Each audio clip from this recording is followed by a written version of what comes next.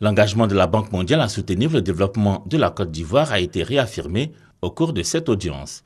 Avec le Premier ministre Nana Cablan-Duncan, le vice-président de la Banque mondiale pour la région Afrique, Mactar Diop, s'est donc appesanti sur l'appui de l'institution à différents investissements entrepris par l'État ivoirien.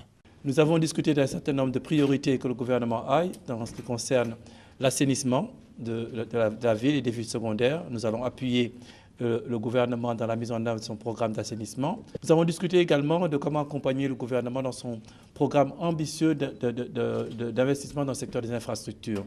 Nous avons parlé des différents instruments que la Banque mondiale a.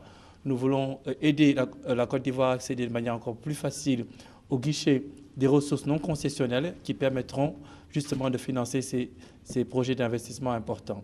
Nous avons également parlé du secteur de l'énergie. Le gouvernement a un programme ambitieux d'augmentation, de doubler la production énergétique d'ici 2020.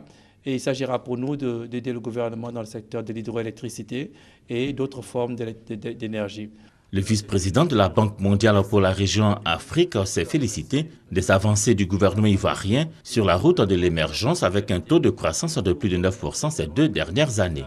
La Côte d'Ivoire, Mactar Diop l'a rappelé, bénéficie d'un taux de décaissement de plus de 50%, le plus élevé de la région Afrique francophone, dans le portefeuille de la Banque mondiale.